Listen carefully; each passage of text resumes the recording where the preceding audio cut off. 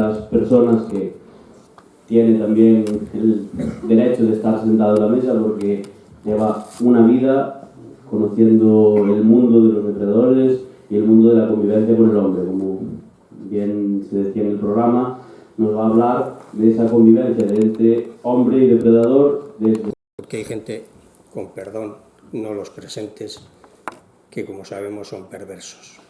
Son perversos significa que luego te sacan en las redes sociales cortando cosas. Son perversos significa que luego hacen montajes. Entonces digo, voy a grabar yo también para demostrar, si tenemos que ir a algún sitio, lo que yo digo. Bueno, entonces, como nadie es adivino y yo no soy ningún pretencioso ni pedante y entiendo que no tienen por qué conocerme, les voy a decir un poquitín mi trayectoria tal cual lo ha hecho Carlos Sanz. Bueno, mi trayectoria es que empecé con el tema del lobo hace muchos años, no me acuerdo tantos, y tampoco lo diría porque ya hay unas determinadas edades en las que no conviene hablar de años atrás para que nos saquen la verdadera edad que tenemos. Y empecé con el lobo estudiándolo en la naturaleza, en estado salvaje. Y fruto de ello hice 2 libros y un tercero que se quedó abortado por unas operadoras de cámara oculta, una cámara oculta, que me hicieron una trampa y lo explicaré después. Y el periódico El Mundo, bueno, el grupo El Mundo, Producciones Audiovisuales y Telemadrid. Ellos me abortaron el tercer libro y me hicieron una trampa muy grave, pero he tenido la suerte, a consecuencia de eso, de viajar por todo el mundo. He rayado el planeta Tierra en todos los continentes y tengo experiencia con prácticamente todos los animales, desde elefantes hasta los marales de Asia, los argalis, todo tipo de fauna africana. He comido, de hecho, también todo tipo de animales, lo digo por si hay aquí animalistas veganos. He comido desde elefantes a cocodrilos, oso, lobo no he comido, pero todo tipo de antílopes, y ninguno le he matado yo, por cierto. Oso los comí en 2 sitios, comí en Rumanía, en una especie de albóndigas, como filetes rusos, y en Siberia, por la zona del lago Baikal en Irkutsk, que nos lo pusieron como carpaccio con maral. Bueno, entonces digo esto porque yo voy a salir en favor de los ganaderos, de los que fabrican proteína para mantenernos a todos y de los que hacen un gran esfuerzo diario para estar entre orines, excrementos, malos olores, vapores de los animales, para darnos productos de los que nos alimentan a todo Occidente y no allí donde pasan hambre y quieren y tienen envidia de acceder a las proteínas que no pueden como nosotros. Esas personas hacen un esfuerzo enorme que no les estamos reconociendo y se les está despreciando e incluso insultando por parte de esos radicales que además no saben lo que dicen. Y yo se lo puedo demostrar. Y esta intervención mía iba a ser un debate en gran parte, iba a haber una primera intervención y después una continuidad con un debate, con un reto, que así se lo dije a Manuel. Digo, ponme delante 6 individuos de estos que creen que tanto saben, y puesto que tengo experiencia con todos los animales, depredadores y herbívoros, les he grabado, les he filmado, y ya he dicho que muchos de ellos los he comido sin haber sido yo el que los ha cazado, les voy a decir cuál es la realidad. Y la realidad es que son unos ignorantes. Son unos ignorantes y la ignorancia se cura viajando.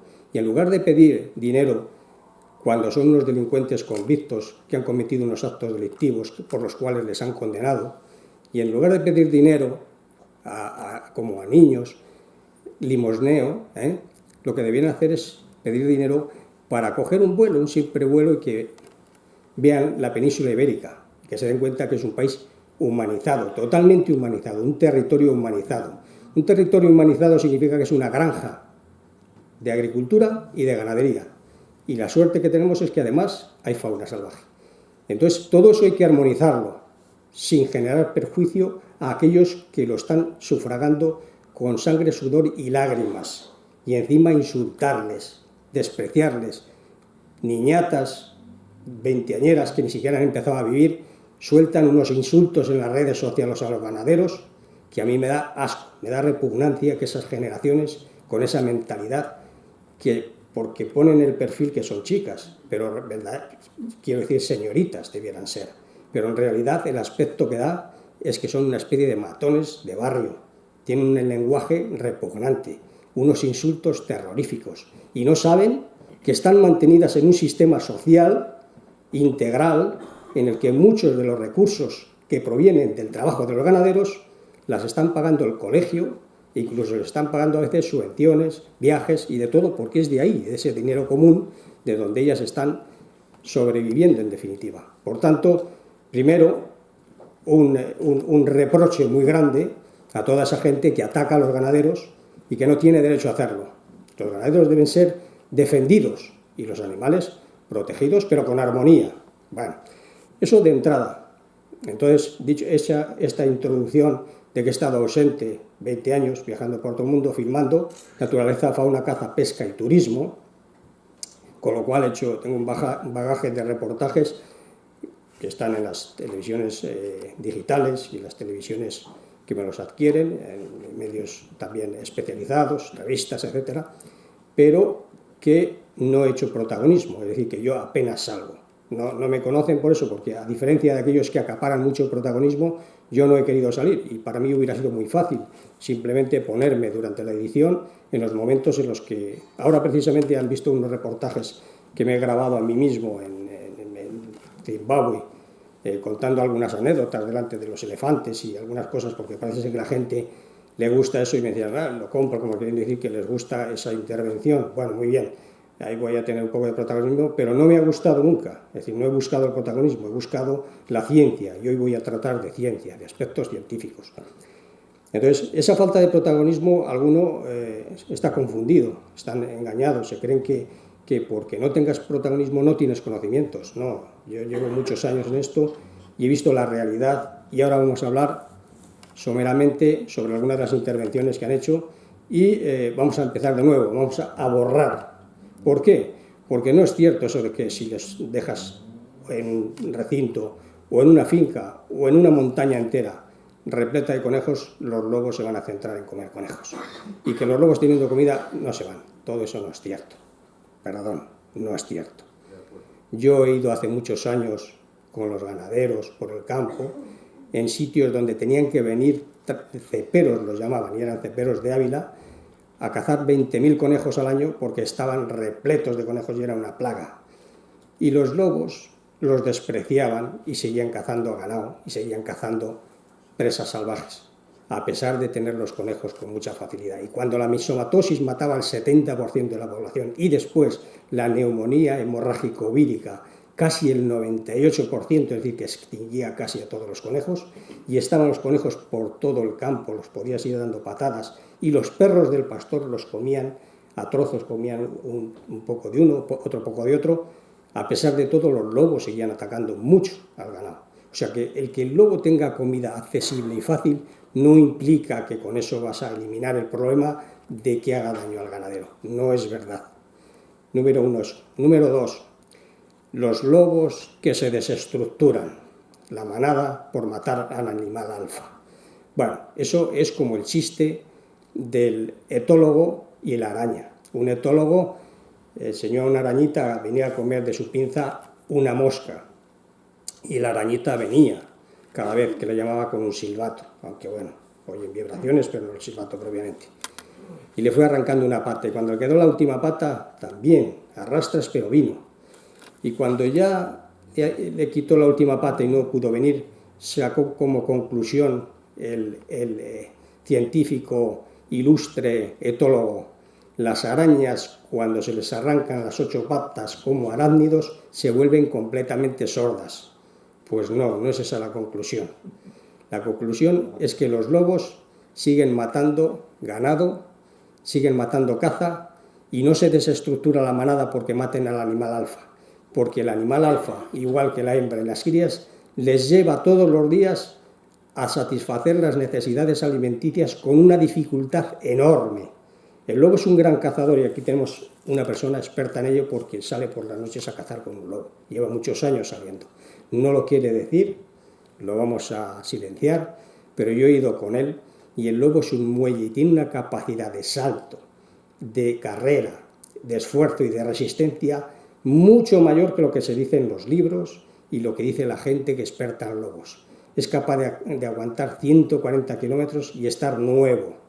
Es capaz de saltar por arriba y por abajo y es un muelle. Entonces aquellas tonterías que dijeron cuando, no me voy a acordar ahora el nombre, José Luis Rodríguez hizo aquella foto famosa que siendo español se había llevado un premio internacional y yo no dije nada, podía haber intervenido, porque decían que un lobo, dijeron algunos de los expertísimos loberos, que un lobo ahorra energía y no se mete por debajo de la valla. Perdón, no salta, sino que se mete por debajo.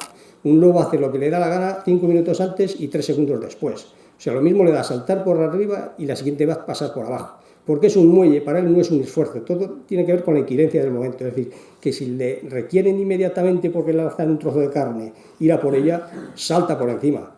Pero si va igual más despacio y más sigiloso, pasa por abajo. O sea, todas aquellas cosas que se dijeron no tenían que ver. Y fue pura envidia para quitarle el premio internacional a un español.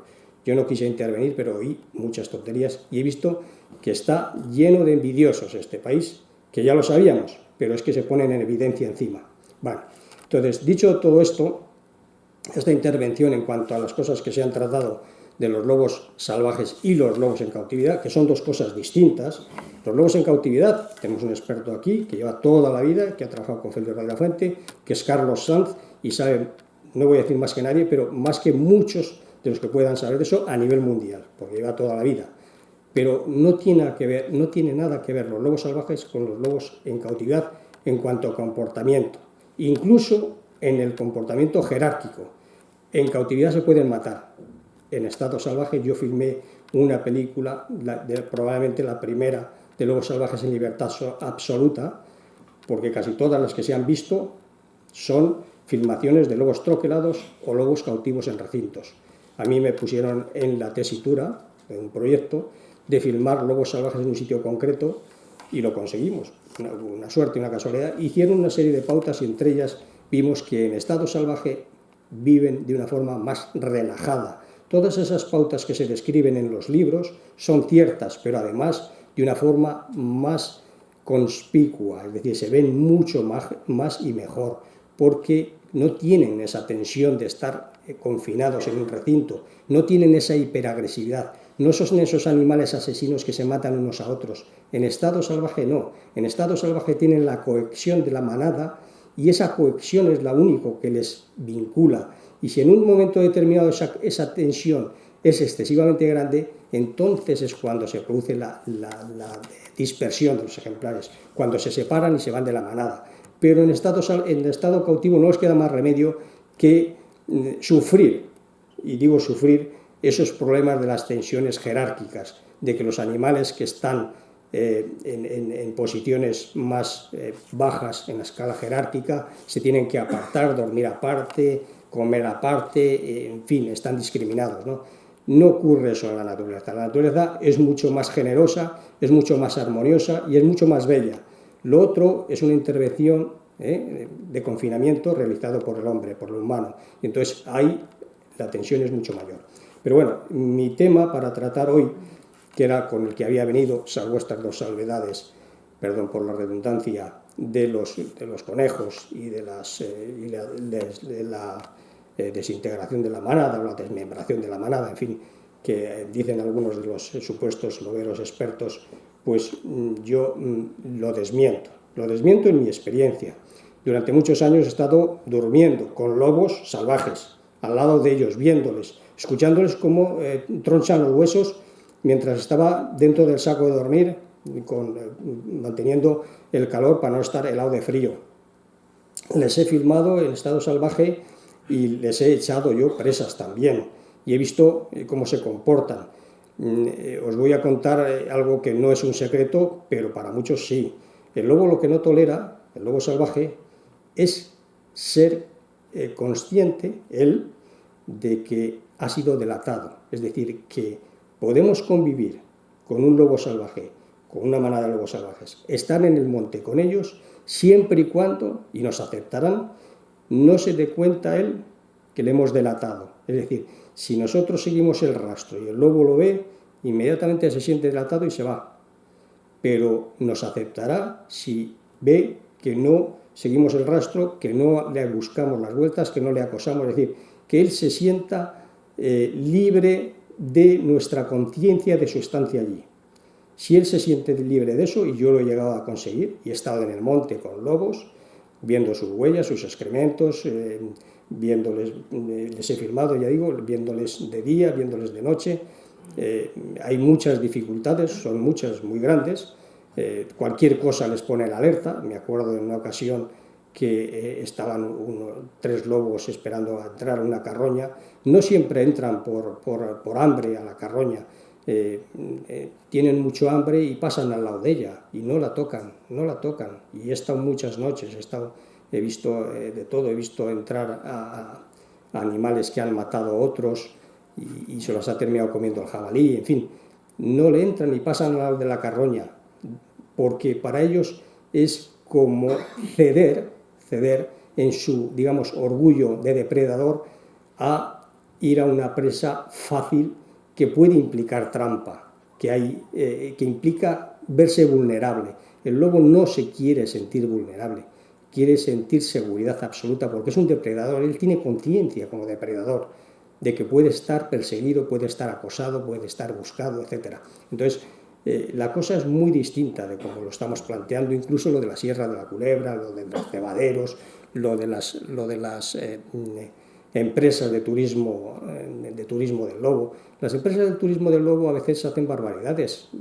Alguno de ellos puede ser incluso discípulo mío porque he dado muchos cursos hace muchos años, cursos y conferencias, cursos enteros de fin de semana que hablaba 12 horas seguidas y que venían conmigo a ver lobos, me contrataban para darlas. Y estos que hacen, me pidieron hacer una especie de trampurria, lo voy a decir así, y yo no accedí. Me dijeron, bueno, ¿y por qué en lugar de hacernos tanto esfuerzo, por qué no ponemos unas huellas, por qué no ponemos unos excrementos, para no tener que recorrer tantas montañas? Y dije, yo me niego a eso, yo me niego a engañar a la gente. Tiene que ser real. Si encontramos, encontramos, y si no encontramos, no encontramos. Digo, pero la gente tiene que saber ver las dificultades, ver qué zonas buscan los lobos para transitar, ver dónde se sienten seguros, ver dónde ellos controlan a todo aquel que pueda suponer una amenaza, etc. Entonces, las empresas de hoy en día echan carne para observar a los lobos, muchas veces incluso pienso, incluso llegan a echar pienso. Eso es una barbaridad porque trastoca el comportamiento de los lobos. Si a los lobos les echas alimentación artificial, carroñas y carroñas, que es lo que están haciendo en la Sierra de la Culebra, pues al final esos lobos lo que hacen es acostumbrarse a esa comida fácil y nunca controlan la población. La población la incrementan de una manera artificial, porque si iban a morir durante la explosión demográfica primaveral una estadística X, la que fuere de lobos, 2, 3 por camada, en ese momento la estás potenciando e incrementando artificialmente, porque le estás haciendo una aportación cárnica alimenticia que no permite que mueran aquellos animales menos aptos y que debieran de perecer. Con lo cual, ese incremento de población es artificioso y perjudicial, incluso en sentido selectivo de la propia especie, incluso en sentido comportamental, en sentido de conducta frente a la caza. O sea que estas empresas que quieren de una manera casi a empujones desplazar la actividad ganadera para ellos tener muchos lobos allí y a ingresos de los turistas, pues están haciendo una barbaridad biológica y están haciendo una barbaridad económica. La biológica, porque, lo acabo de decir ahora mismo, están alterando la conducta de los lobos y están alterando la población. Y la económica, porque es una barbaridad en unos montes pretender que con unos pocos recursos de mochileros, porque al final no son grandes consumidores como turistas, sino son de bocadillo, de mochila y de pocas cosas de consumo para la zona. No es una economía importante, para ellos sí, para los que se dedican al turismo sí, porque 200 euros uno, 200 otro, hablando ya de cantidades que según he visto que tienen estipuladas, pues se van salvando, digamos, su propia subsistencia, pero quieren hacer un cambio de explotación y de recursos en las zonas. Quitar a los ganaderos, quitar a los cazadores e implantarse ellos. Bueno, eso no lo debieran de permitir las autoridades, y este mensaje, si es que le llega a las autoridades, que tengan la sensatez suficiente para cuantificar lo que supone en recursos económicos ese turismo del lobo frente a una España que observada desde el aire es una granja y una finca ganadera. Es decir, que esos recursos deben ser controlados y deben ser premiados, y no debe sufragar los daños el ganadero, porque los ganaderos nos están incrementando nuestra producción a nivel mundial, con lo cual que es muy importante España a nivel mundial en producción agrícola y ganadera. Por tanto, esto depende ya de las autoridades. Esto es un tema político, absolutamente político, no tiene que ver con la ciencia, no tiene que ver con el lobo, tiene que ver con la sensatez de nuestros políticos, que se están vendiendo todos a los votos. Yo siempre he sido libre y he atacado a unos y he atacado a otros porque no he dependido de ninguno. Se están vendiendo a los lobos como lo están haciendo ahora los de las izquierdas, no voy a mencionar partidos, pero están haciendo una barbaridad para rebañar votos, una barbaridad de escuchar a veganos, a animalistas, a gente insensata y muchos de ellos enfermos mentales. Son enfermos mentales porque tienen una gran depresión y no saldrán de ella. Y esto ya lo estudié yo hace muchos años cuando empezaron los ecologistas radicales. Tienen una gran depresión porque están enfrentados a la sociedad, al sistema. No se dan cuenta que no puede ser lo que ellos dicen, no solo porque es una utopía, sino porque es una bobada. Y he dicho la palabra bobada y no estupidez o tontería, ahora veréis por qué.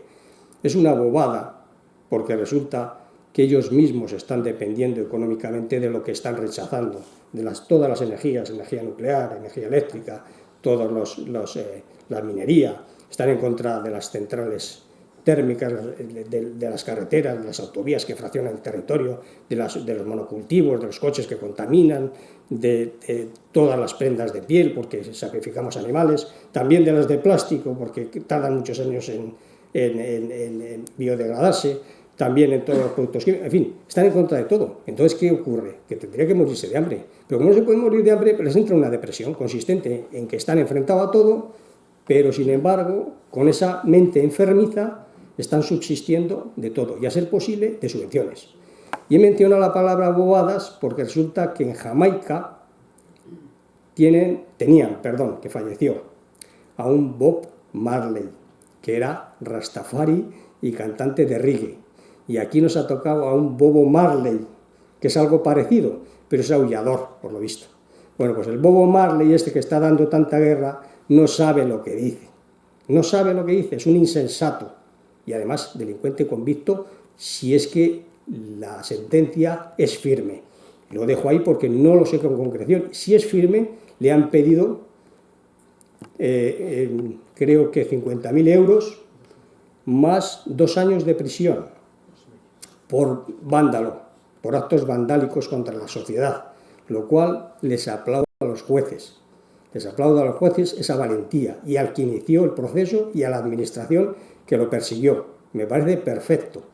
Y es un pedigüeño porque está en las redes sociales invadiéndolas, solicitando 1 euro a los niños para que, según sus cálculos, con unos miles de no sé cuántos que lo ven, ya se supone que van a pagar los demás la denuncia del delito que ha cometido él. Pues no, lo tiene que pagar él.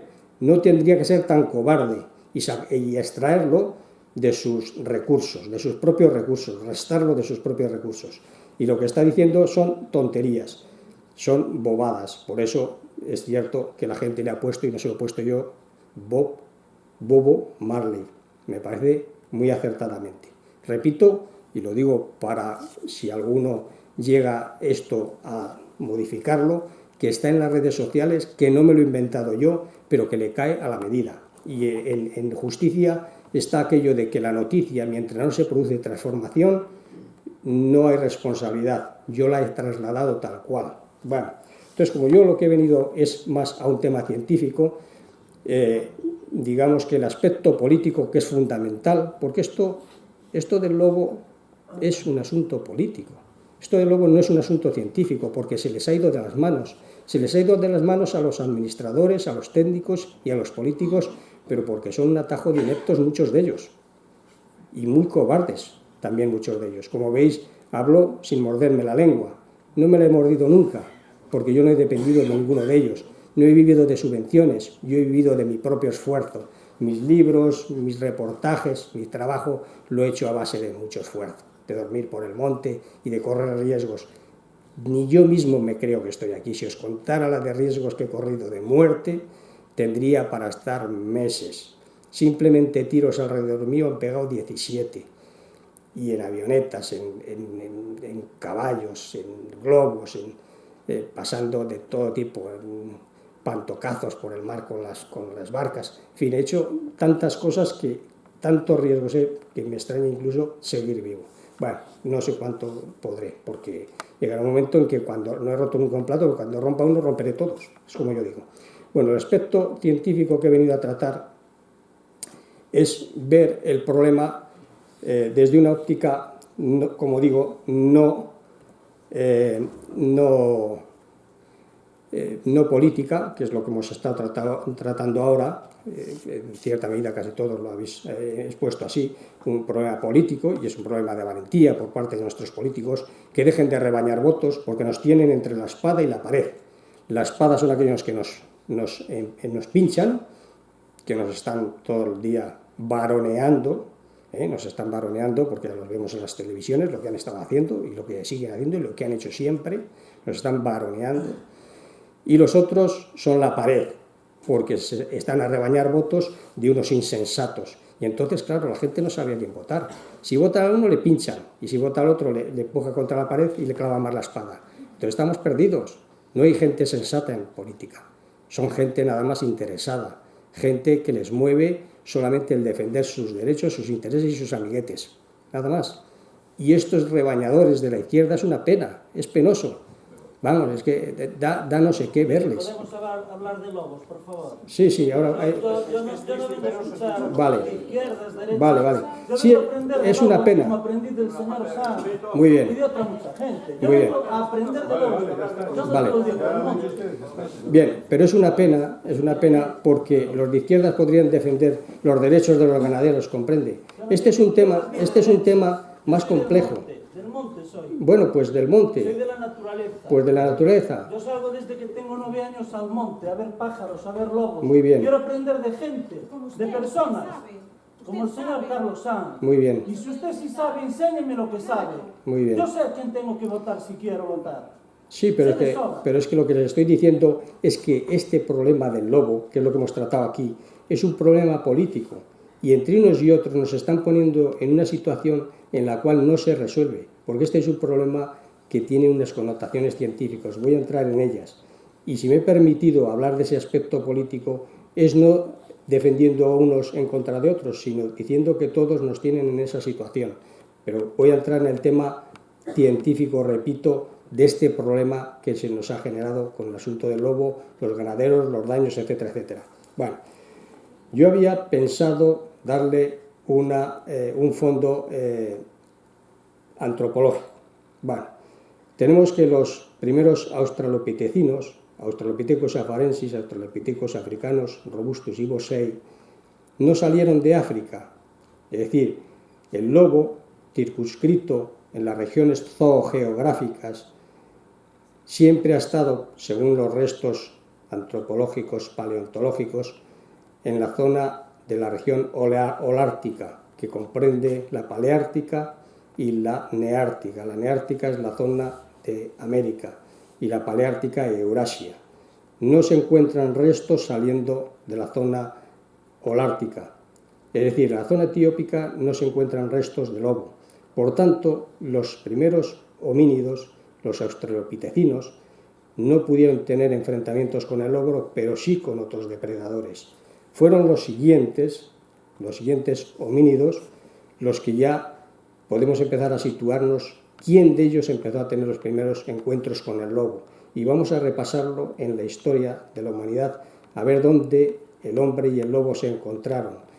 Y al amigo que se ha levantado un poco increpando, ¿sabe usted quién de los homínidos encontró por primera vez o se encontró por primera vez con el lobo? Pregunto simplemente. Bueno, no responde. Yo vengo, primero, usted me tiene que disculpar. Usted me tiene que disculpar. Yo no vengo a ningún examen de teología. No vengo a escuchar una conversación. Yo vengo a aprender. Muy bien. Y lo primero, vengo a aprender. Esto es aprender también, ¿eh? ¿Qué? Sí, pero a mí no tiene por qué. Bueno, voy a continuar. Perdóneme, voy a continuar. Mire, Homo habilis... Yo entiendo que usted me está vacilando. No. Entonces, No estoy vacilándole. bueno, yo quiero aprender. Yo quiero aprender. Yo no voy a meterme ni con Es una usted visión ni con evolutiva, nadie. Carlos, Bueno. es una visión evolutiva. Yo no sé si usted sabe que están las redes sociales y la sociedad entera encendida, entre cazadores, pescadores, ecologistas, políticos, funcionarios. Bueno, pues ese es el problema que tenemos, no es otro, no se equivoque, ¿eh? Es un problema político y por eso he entrado en él y me he atrevido a hacerlo, fíjese, en perjuicio mío, porque siempre hay vengativos en todos esos sectores. O sea que hay que tener valentía para hacerlo, número uno, y segundo, saber lo que se dice, porque en todo caso yo no he recabado votos para nadie. Pero vamos a seguir con esto. Bueno, Homo habilis, el primer homínido más evolucionado que los australopitecinos, empezó a fabricar herramientas sencillas, útiles, pero no salió de África. Sin embargo, fue Homo erectus, el siguiente homínido, el que, según la datación arqueológica, paleontológica y antropológica, porque hay de todo tipo de ciencias trabajando en esta materia, se encuentran restos de él por primera vez en la Georgia soviética, que ya es el paso de la región etiópica, es decir, de África, hacia Eurasia, que ahí sí hay ya lobo, donde hay lobo, datado desde siempre. Esos restos inicialmente de hace 1,7 millones de años eran restos de instrumental, no eran todavía, no se encontraron todavía restos humanos como tales, fósiles restos humanos. Se han encontrado recientemente, entonces se ha confirmado que aquellos restos que nadie pudo llevar ahí, que eran restos líticos, industria lítica, correspondía efectivamente a que hubo humanos en esa zona y por tanto ahí comienza el problema que tenemos ahora. Ese fue el comienzo, con Homo erectus avanzando conquistando la región holártica gracias a su gran potencial cazador y a haber descubierto y utilizado a conciencia el fuego. Entonces, Homo erectus empezó a competir con el lobo porque fue Homo erectus el que entró en territorio donde había lobo y antes no había homínidos. En principio competían por las mismas presas, bisontes, grandes cérvidos, en fin, no vamos a decir a todas las caballos, vacas salvajes, etc. Esa competencia no ha dejado de existir nunca. El hombre y el lobo han competido por las presas salvajes desde la prehistoria hasta nuestros días, pero se produjo otra circunstancia. Después pasamos Homo sapiens neanderthalensis y Homo sapiens sapiens para remontarnos a una época mucho más reciente, que es la de los... Bueno, vamos a datarles primero. Yo, Homo sapiens neanderthalensis, le he puesto el apellido de sapiens, se lo puse en su momento en mi libro, porque entendía que habiendo existiendo datación de Homo neanderthalensis desde hace 300.000 años hasta hace 35.000, y de Homo sapiens sapiens de los últimos 100.000 años hasta la actualidad, había 65.000 años en los que fueron coetáneos, es decir, que coexistieron, que convivieron en el mismo escenario geográfico, en el mismo escenario natural. Y por tanto, yo entendía que siendo dos especies viables, probablemente viables genéticamente, podían haber tenido entre ellos interacción, incluso reproducción. Y así lo hice saber dentro de lo que yo describí en mi libro al respecto. Y por tanto, sapiens, que viene a significar conciencia de sí mismo, o que sabe de sí mismo, es un apellido a un homínido que yo entendía que se lo merecía también neanderthalensis por una razón muy sencilla, porque tenía conciencia de sí mismo y de todo el mundo en el que se movía, que a nivel incluso religioso lo reflejó. Es decir, llegó a hacer instrumentos en las tumbas y en los yacimientos, instrumentos religiosos, porque hacía ya unos rituales religiosos complejos que implicaba sapiens, que sabía de sí mismo. Por tanto, Homo sapiens neanderthalensis y Homo sapiens sapiens fueron coetáneos durante 65.000 años. Y recientemente, bueno, hace ya unos años, los nuevos hallazgos me han dado la razón. Es decir, han descubierto que Homo sapiens neanderthalensis y Homo sapiens sapiens probablemente tengamos genes de ambos, es decir, que descendemos con genes de ambos, a diferencia de lo que se creía unos cuantos años atrás. Es decir, que parece ser que según las pruebas genéticas que se han realizado, tenemos ascendencia de Homo sapiens neanderthalensis, un gran cazador, un cazador prehistórico, pero gran cazador, y Homo sapiens sapiens fue un cazador ya muy evolucionado, con industria lítica muy sutil, muy perfeccionada. Pero no dejó de ser cazador, y en toda la etapa de la humanidad, hasta la actualidad, el hombre no ha dejado de ser nunca cazador. Y lo tienen que saber estos radicales, que no quieren hablar, que no quieren dialogar, que tienen ignorancia, una gran ignorancia. El hombre no ha dejado de ser cazador nunca. En el Neolítico, hace 10.000 años, descubrió la nueva industria, la domesticación de especies animales para cazarlas en un recinto, es decir, para tenerlas cerradas y disponer de ellas en el consumo. Era lo mismo, pero en lugar de libres, campar libres y cazarlos en la libertad, los cazaban en un recinto. Y se sigue haciendo hoy en día. Pero no se abandonó la caza tampoco. O sea, la caza salvaje no se ha abandonado nunca. En la Edad Media la practicaban con más interés o con más pasión o con más intensidad los nobles, porque era un privilegio que se reservaban a sí mismos, pero no porque el pueblo no pusiera trampas, no hiciera todo lo posible para abastecerse de caza, que también lo hacía. Por tanto, desde la prehistoria hasta nuestros días, el hombre ha sido cazador y lo sigue siendo actualmente. Y es una gestión necesaria. Estos descerebrados que quieren separar la historia del hombre y decir que somos un error genético en el planeta y decir que estamos haciendo y destruyendo el planeta y que no somos capaces de integrarnos dentro de la selección natural y de los ecosistemas y que rompemos y destruimos, todo esto es mentira, todo eso es mentira. El hombre interviene, lo que pasa es que ahora lo hace con inteligencia, pero interviene en la siguiente faceta, y es la que olvidan, es el gazapos, el error que cometen continuamente, pero es un error cultural, y es el de la diversificación de los oficios. La diversificación de los oficios se produce hace 5.000 años antes del presente o 3.000 años antes de Cristo, porque antes los humanos eran autosuficientes en pequeñas hordas o grupos familiares, y a partir de juntarse en poblados o en pequeñas civilizaciones, se reparten los oficios. Y un señor que fabrica cuchillos no se come ni usa todos los cuchillos. Y un señor que fabrica cualquier instrumento no usa, lo transfiere, lo utiliza como elemento de intercambio. Entonces un señor mata a un animal, otro lo despieza y se reparten la carne. Cada uno tiene un oficio. Ese error es el que se está cometiendo continuamente para saltarse que el hombre en un momento de la historia dejó de ser cazador. No ha dejado de ser cazador nunca. Lo que pasa es que cometen el error de no tener en cuenta la evolución humana y el aspecto de la diversificación de los oficios. Actualmente, que se lo pregunten no a uno de aquí, de este país, sino que se lo pregunten a cualquier país del mundo. La cantidad de personas que viven de la caza, muchos.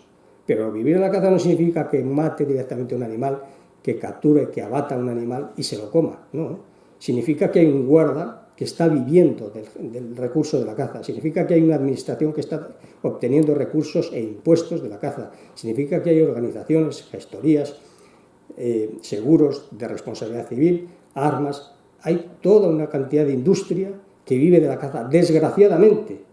Y voy a remarcar esto de desgraciadamente, para que lo oigan los más sensibles.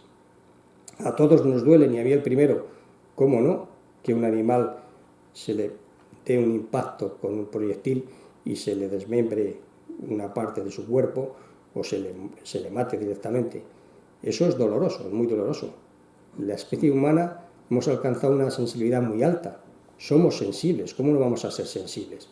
Y visto en frío es una barbaridad, es un acto muy cruento y a veces incluso cruel, cruento por sangre y a veces cruel porque sin querer matas un ejemplar hembra que puede tener crías que no las has visto y que la ley prevé que si va acompañada de crías no las debes disparar.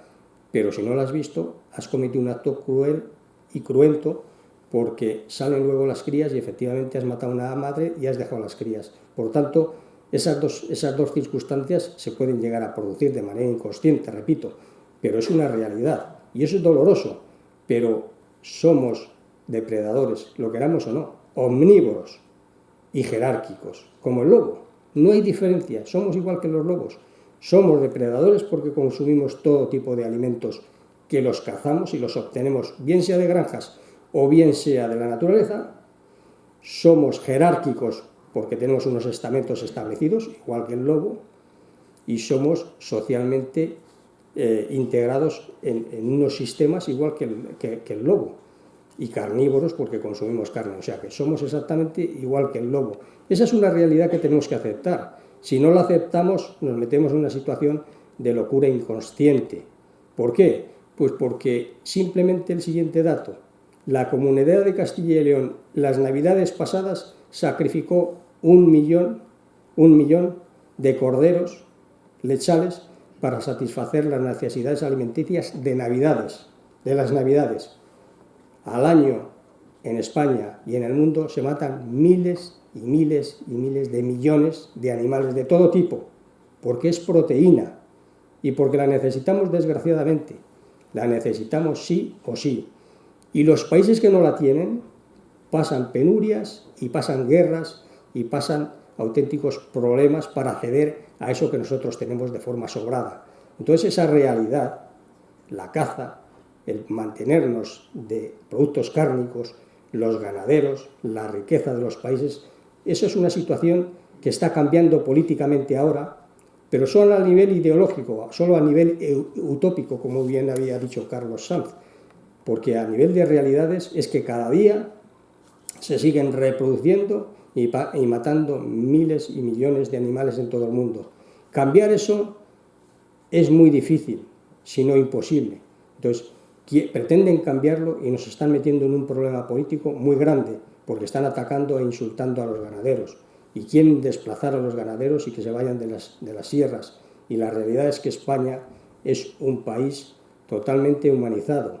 Se pueden ir a Canadá, se pueden ir a la Siberia profunda, se pueden ir a países de Sudamérica, donde hay 1000 kilómetros sin nada. Le dices allí al guarda: bueno, ¿y este camino dónde va?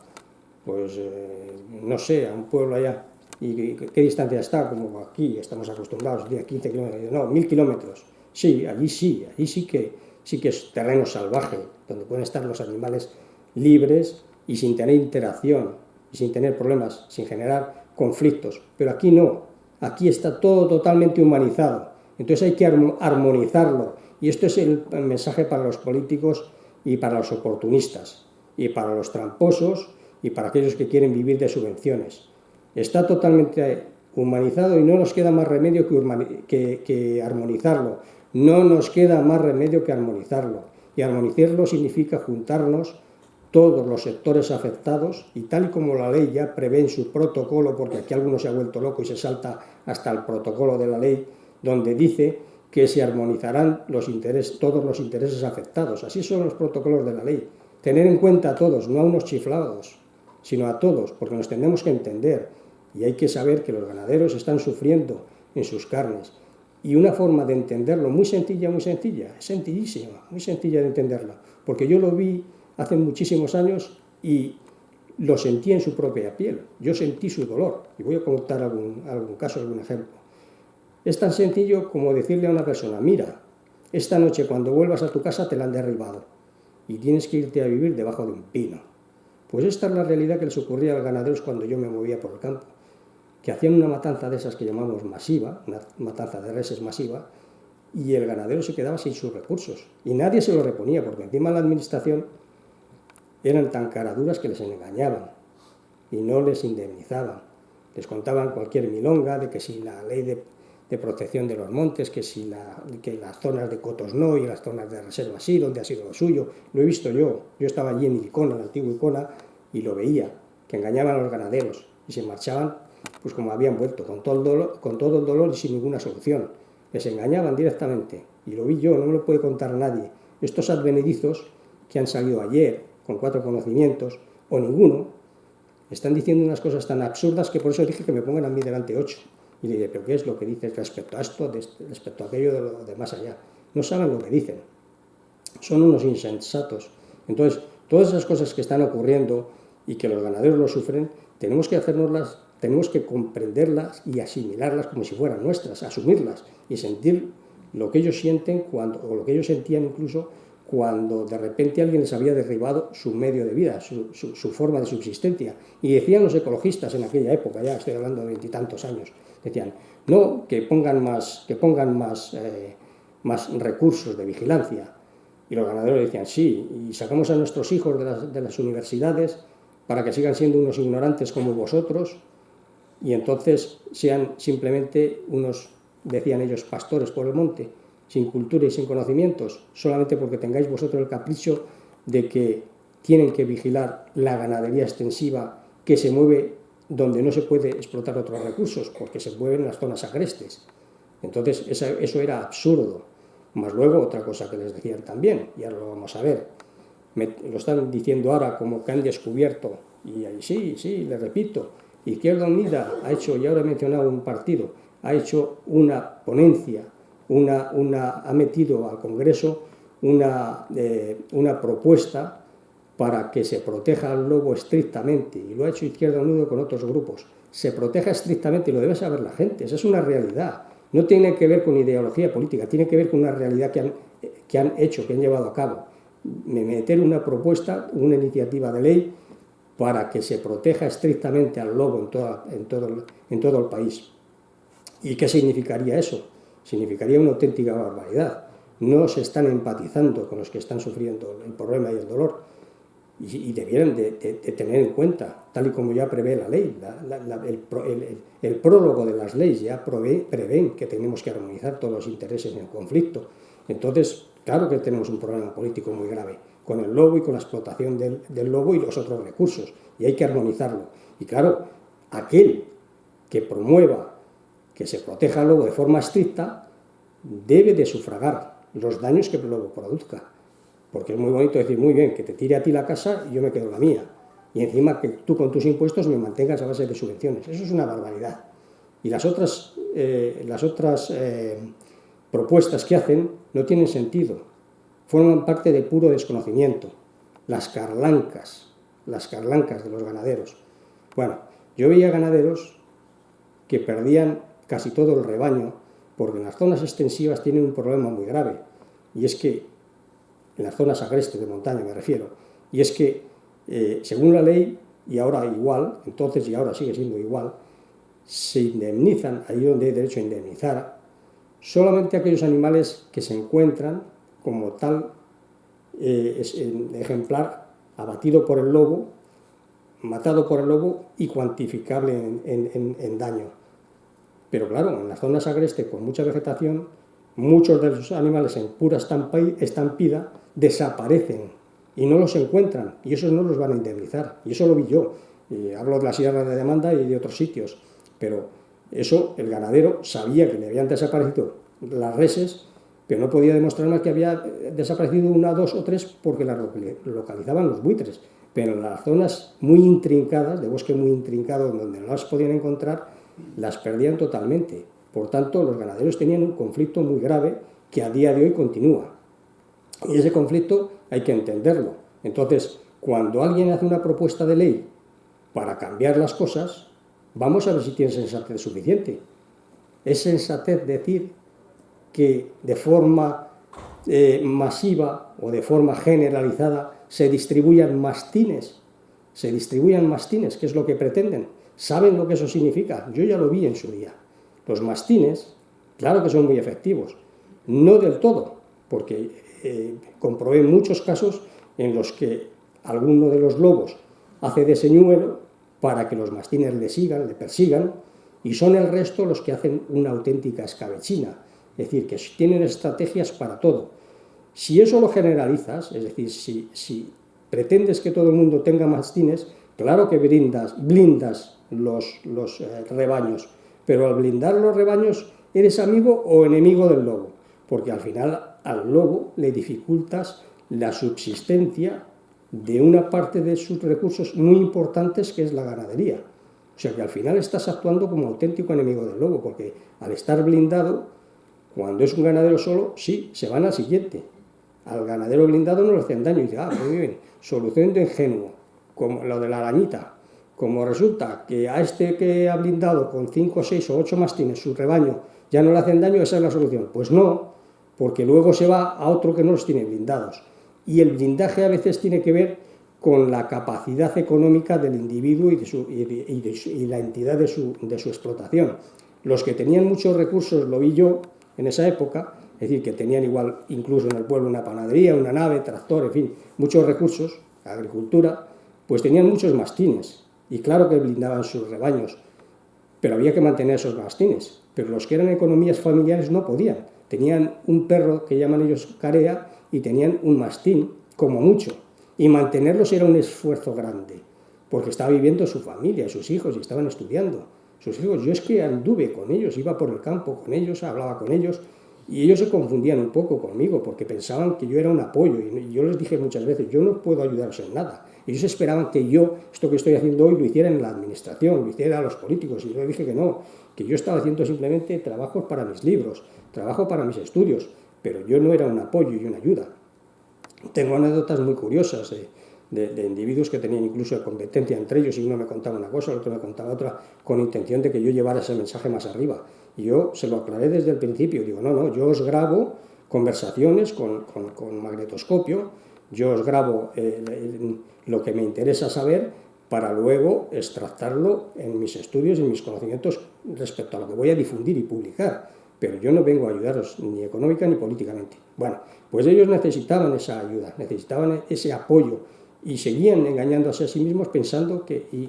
Y continuaban insistiendo, y era la impotencia que tenían, era la impotencia, y de que alguien de repente les escuchaba, hace un montón de años, cuando no les escuchaba nadie.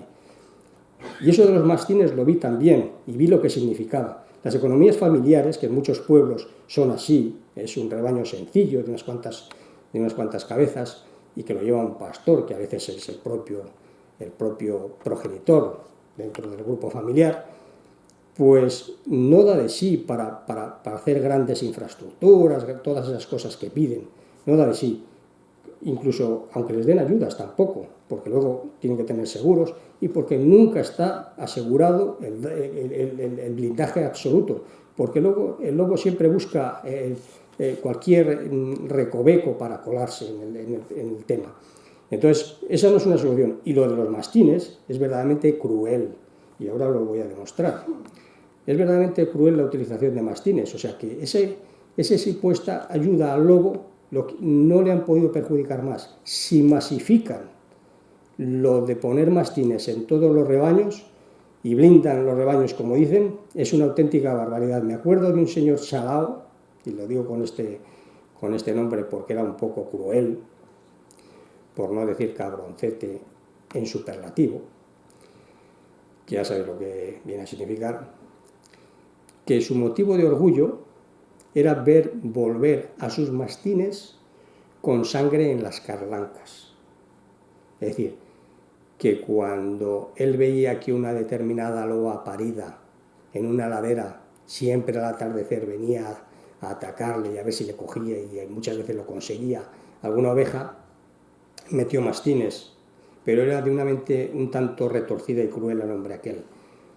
Y les ponía unas carlancas con puntas aceradas muy agudas, y entonces cuando aquella loba vino en una ocasión, y yo vi la sangre, no vi el ataque, pero vi la sangre después, y cómo se jactaba y se sentía orgulloso, cuando esa loba atacó al rebaño, los mastines fueron detrás de ella y volvieron casi con trozos de piel del lobo en los pinchos de la carlanca.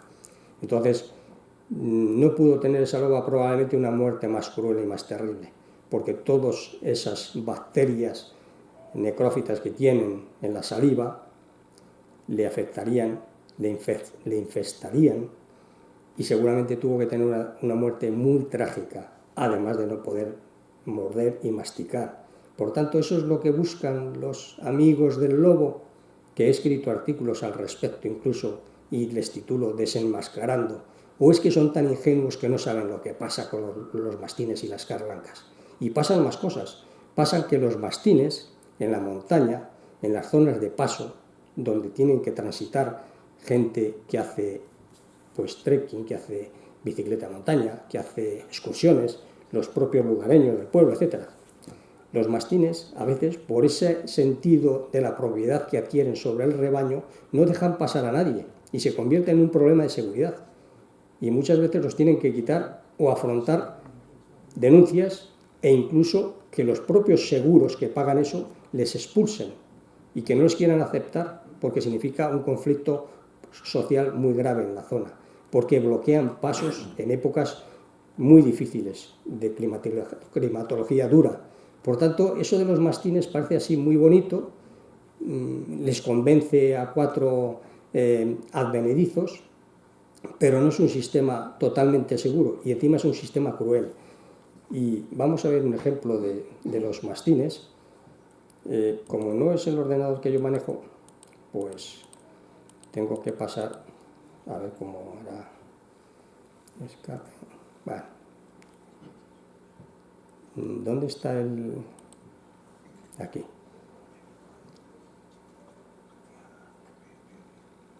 Bueno. Esto es lo que hacen los mastines a una loba. Está recogido, es un documento gráfico que ha circulado por ahí y está recogido en una calidad muy baja. Pero esto es lo que pretenden los defensores del mastín y de que toda la ganadería tenga mastines. Entonces, que no os vendan la idea de que son unos angelitos, que no. O sea, que si lo que quieren es, con los ojos ciegos de avestruces, meter la cabeza en un hoyo y no ver esto, pues muy bien. Pero esto es lo que están defendiendo esos amantes del lobo, que con esos blindajes en los cuellos el lobo no se pueda defender y que maten los mastines a los lobos de esta manera. Esto es lo que hacen los mastines. ¿O qué os creíais? ¿Que los mastines son angelitos, que no tienen una boca terrible? Son lobos. Los mastines son lobos muy poderosos. Menos poderoso que el lobo, porque el lobo es indolente, luchando. Pero al final esto es lo que están defendiendo. O sea, que no nos vendan la moto de que esta es la solución, como las otras soluciones que han puesto, de poner vallados, de poner más pastores. Todo eso significa recursos económicos que en tiempo de crisis es muy difícil para aquellos que están subsistiendo con una economía muy precaria y que salir adelante implica unos gastos extras, incluidos los seguros, que es como tener para ellos el lobo ya en casa, sin tener lobos. Por tanto, ojo con el engaño que nos están haciendo de creer que estos que hoy en día nos aplican muchas ideas que creen que son nuevas, son viejísimas, por cierto, no es que sean amigos del lobo, son amigos del mastín, según vemos.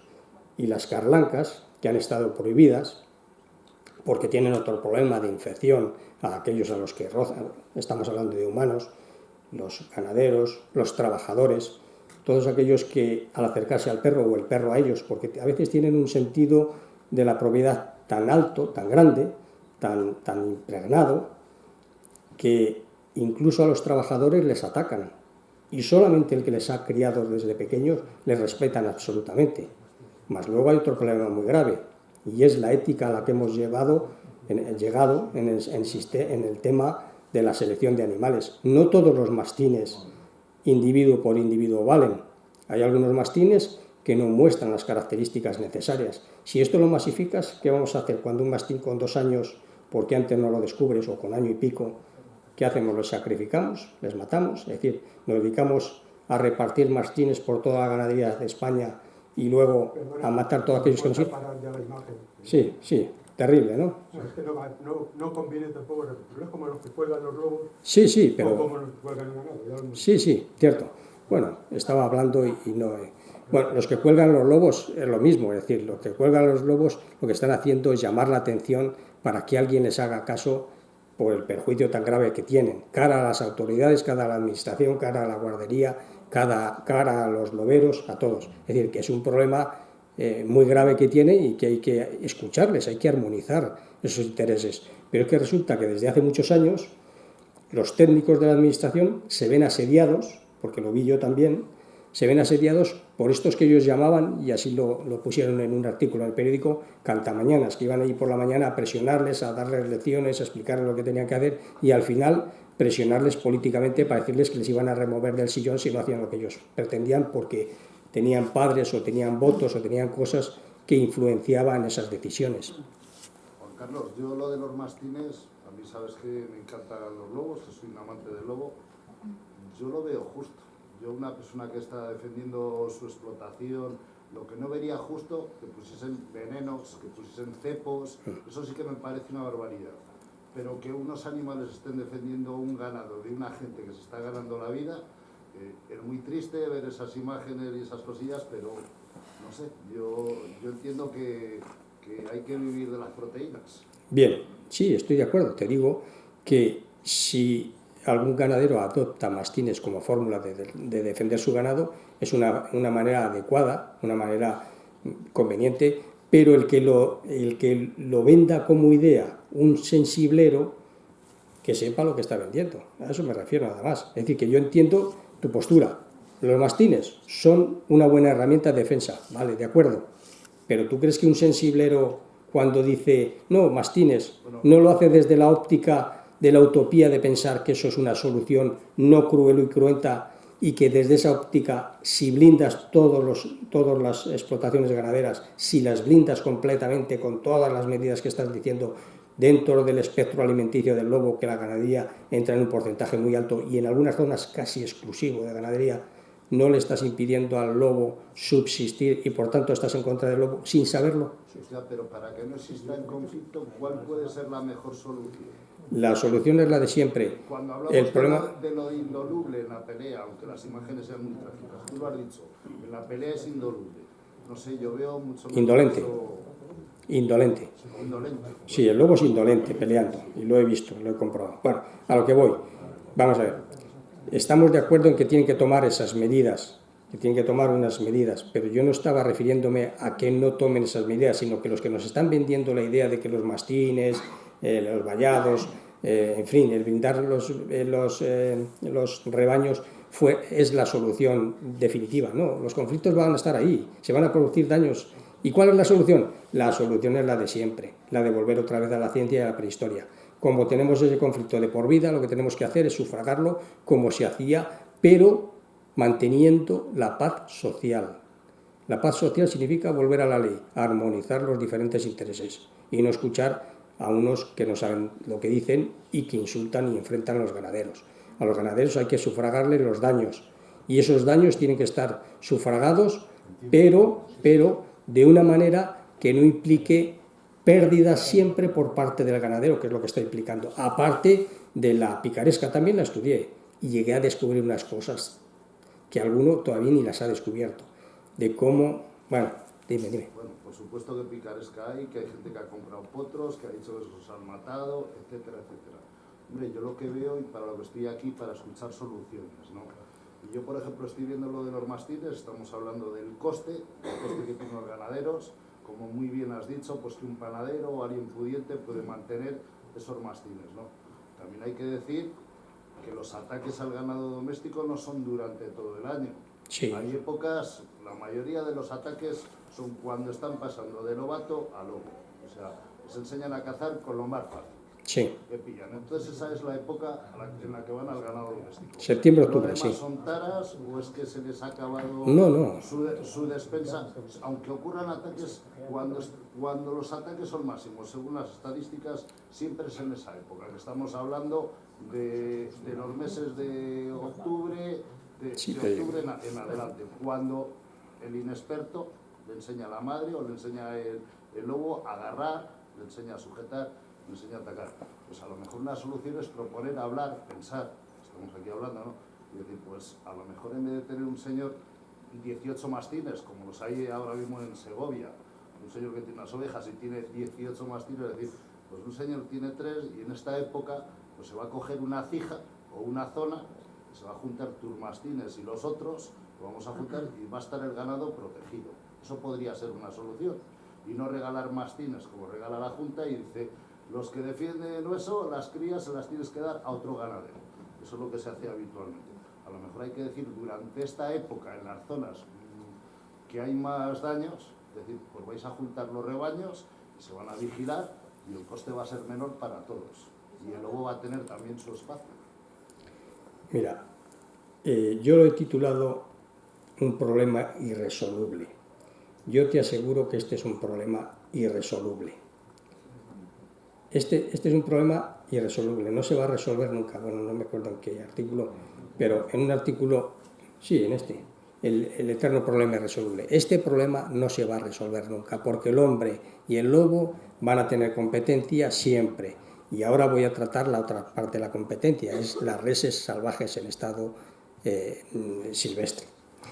En primer lugar, con las reses domésticas siempre va a existir este problema. El lobo va a matar presas domésticas, va a matar ganadería, siempre, porque está en sus genes.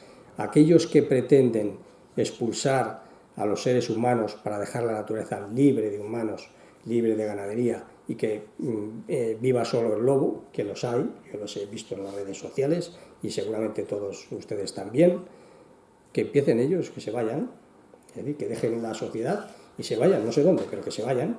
Si ellos no son capaces de marcharse para dejar la naturaleza libre, ¿por qué lo piden a los demás? No lo entiendo.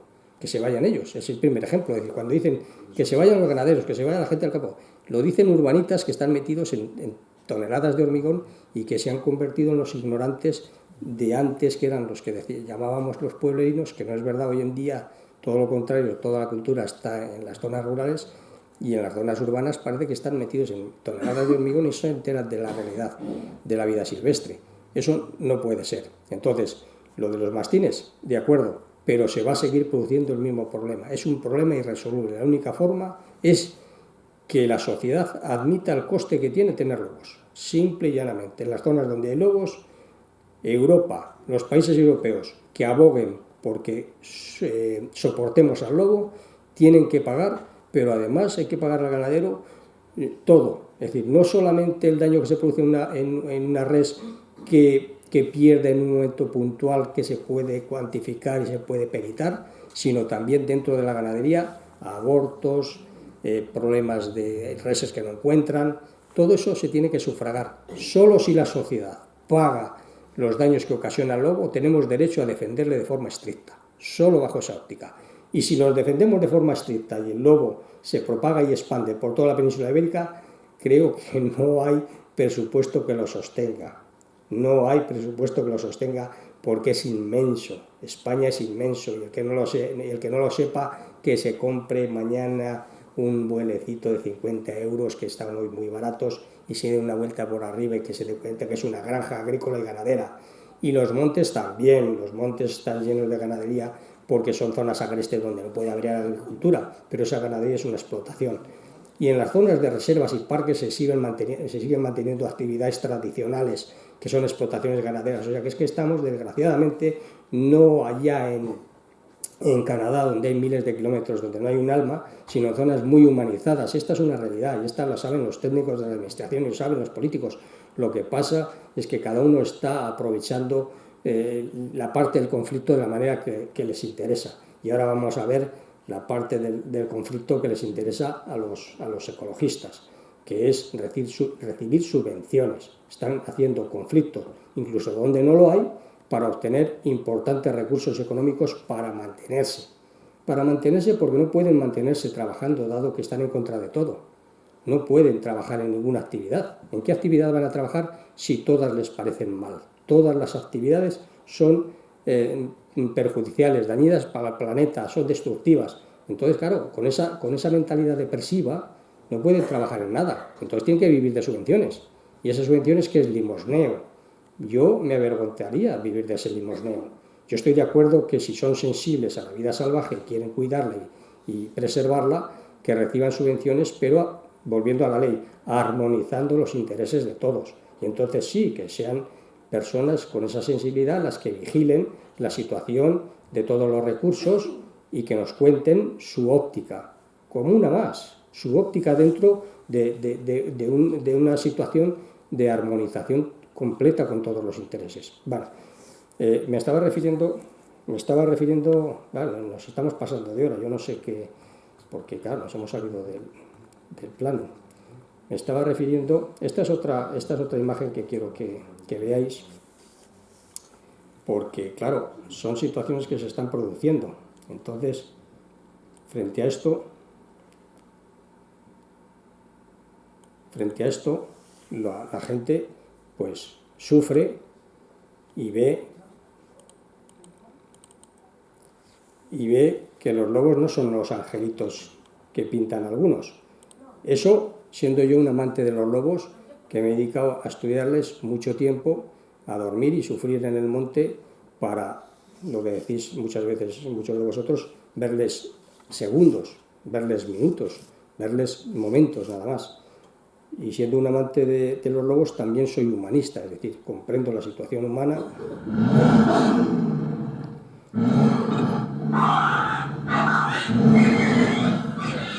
El volumen no lo he puesto yo, está muy alto. Bueno, ya se ha... Bueno, esto es un ataque de 2 lobos a un perro en una granja. Esto es una cosa que está ocurriendo también en la realidad. Matan perros, matan ganadería. Sí, pero es que desgraciadamente meter en la cabeza, como la avestruz, dentro de un hoyo y no ver la realidad, pues es una ingenuidad. A ver. No sois animalistas. Sí, pero es que sabéis que ese es el conflicto. A mí me han dicho... Sí, pero a mí lo que me han dicho... Yo, vengo aquí porque yo tenía un interés muy grande en conocer. Venía con unas... Para mí, y ahora, usted ha empezado a hablar de ciertas cosas que... Las jornadas son logueras, pero no para aprender de lobo, para eso uno coge una enciclopedia. Eso es integral, se habla de la problemática del lobo. Y el ponente va por ese camino. Bueno, un minuto. Dígame. Yo ahora voy a tomar un café con usted. Perdón, ¿va a tomar un café conmigo? Sí. Si usted quiere, si yo puedo también. Muy bien, muchas gracias por darme capacidad de decisión. Dígame. Bueno, el café le pago yo, ¿eh? Y podemos hablar de lo que empezó usted a hablar, que también para mí es interesante.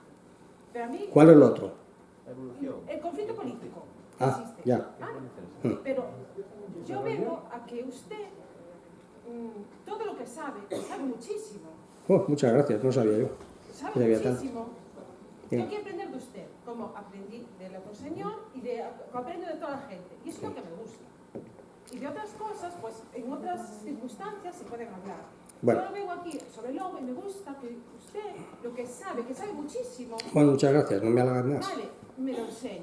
Bueno, vamos a ver. Yo le voy a decir cómo me han planteado a mí cuando me invitaron. Me dijeron claramente, tenemos unos conflictos muy grandes entre los animalistas, los veganos, la administración, los ganaderos. Es una zona ganadera donde hay muchos lobos y todos los días se están produciendo ataques y queremos afrontar las jornadas desde la óptica de todos esos conflictos, a ver si hay una forma de exponerlo tal cual, que podamos encontrar unas vías en lugar de los insensatos, gente razonable que pueda, entendiendo, sabiendo del lobo, conociendo la especie y el animal, defenderle de una forma sensata. Bueno, pues desde esa óptica del conflicto, le he estado yo explicando los problemas que hay para que no se llegue a eso. Y los problemas son de intereses políticos, simple y llanamente. Con perdón, ya digo, porque no he defendido a ningunos procesos, sino que he atacado a todos. Mire que a uno les he llamado la espada y a otro la pared. Por tanto, significa que yo me he puesto en contra de todos. Pero significa también que ese conflicto que tenemos, si no le resolvemos, va a empezar el veneno. Va a empezar el veneno muy sencillo, porque ¿sabe cuál es el miedo que yo tengo? Se lo voy a decir la verdad. Yo el miedo que tengo no es que cuelguen un lobo 3 o 7 de un poste. Yo el miedo que tengo es a esas manos que yo he visto, desde los riscos, viendo los valles, gente con cubos poniendo huevos envenenados. Y yo he visto los agricultores que conocen los productos químicos que manejan, que poniendo un poquitín en la carne mata a los animales. Y eso, extendido de una forma masiva, significa el exterminio del lobo. Eso es lo que yo tengo miedo. Tengo miedo a esos productos químicos que utilizan los agricultores y que tienen un acceso tan fácil que no lo quería ni comentar, porque eso se va a producir inmediatamente y no va a haber quien lo pueda perseguir. Y no quería ni haberlo dicho, fíjese, me ha tirado usted de la lengua. Eso es tan grave, que no se puede hacer idea lo fácil que es tirar esos caramelos a la puerta de un colegio. Es tan fácil y tan anónimo que las autoridades no pueden hacer nada. Y exterminará zonas inmensas. Y ahora voy a hacer una corrección de algo que he escuchado antes. Exterminará zonas inmensas de lobos como no afrontemos el problema conflictivo. El problema científico podemos hablar toneladas, porque puedo hablar de lobos en Mongolia, he estado en Tayikistán, yo les aullé, nos bajamos de los caballos. Puedo hablar en Argentina, los pumas que pasan los mismos, la ganadería como la cambiaron, tuvieron que cambiar la ganadería ovina por ganadería vacuna, porque la ganadería en ovina, el puma la ataca, pero la vacuna no, porque la vaca defiende, y como no es un depredador jerárquico y social, el puma ataca en solitario, no tiene la capacidad de matar una vaca o un ternero como el lobo. Entonces, esos problemas que luego significaba incendios de frentes de 30 kilómetros, un frente de 30 kilómetros que luego descubres allí que la única vegetación que hay es una vegetación arbustiva que está afectando al clima, no el cambio climático, es que es un problema, y se llama piquillín. No, digo porque... cuanto antes, porque tenemos que hacer la ponencia de Marcos y va a salir la ruta de bicicletas, están esperando fuera. Carlos, te querían hacer una pregunta aquí. Dígame. Bueno, es solamente decir con respecto, me ha dicho que antes, bueno, iba a hacer una corrección, pero bueno, sí, dime. No, yo lo que quería comentar es que si le explicaron que el objetivo era buscar un punto de vista conciliador, ¿sí? Se ha pegado palos a todo el mundo. Y para no gustarle hablar de sí mismo, se ha echado media hora hablando de sí mismo. Ha expuesto la problemática. Bueno, vamos a ver. La ha puesto encima de la mesa. Si alguien se da por enterado... No. Yo lo que me refiero es... Hemos venido aquí a hablar de problemática del lobo. Y la problemática es la relación existente entre un superdepredador como es el lobo frente a otro superdepredador como es el lobo. Punto, pelota. Y eso es lo que se está exponiendo en el día de hoy. Si él tiene un punto de vista diferente que los pongan, por favor. Perdón. Este señor lo que ha hecho, aparte de exponer todo lo que usted dice, ha dicho que todo el que no piensa como él es gilipollas. No. Hombre, si nos ausentamos de la sala, se pierde la perspectiva. He visto ausentarse de la sala. Porfa. Chicos, vamos a ver. ¿Subo arriba o te apañas tú solo? No. Subo rápido, No. Un segundo, vamos a ver. Bueno,